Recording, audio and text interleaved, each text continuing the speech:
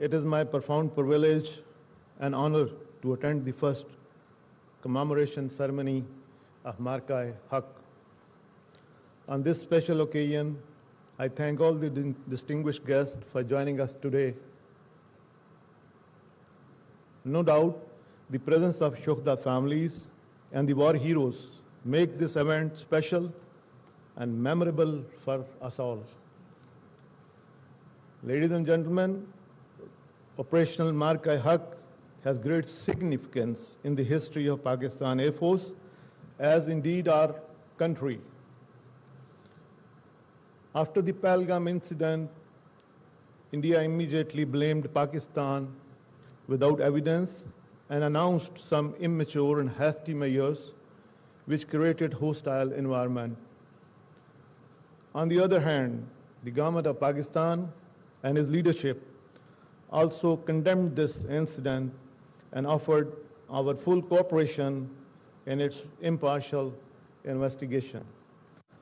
However, considering the escalatory statement of Indian leadership and growing military hype, the defense forces of Pakistan promptly undertook necessary safeguards with highest operational readiness.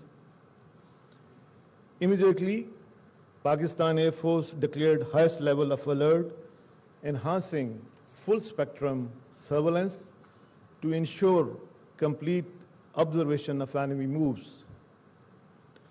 Ladies and gentlemen, to thwart any hostile intent, Pakistan Air Force maintained a strong defensive counter-air posture through launching of multiple CAF day in and out. We also did time scrambles and round-the-clock surveillance through airborne early warning radar and through our integrated air defense system.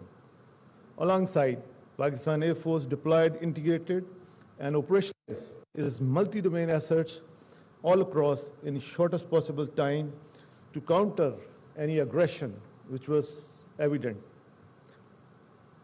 IF transport fleet flew over 550 sorties to support large-scale forward deployments of its fleet and offensive weapon system, whereas Pakistan Air Force was observing each and every Indian Air Force move that was being undertaken.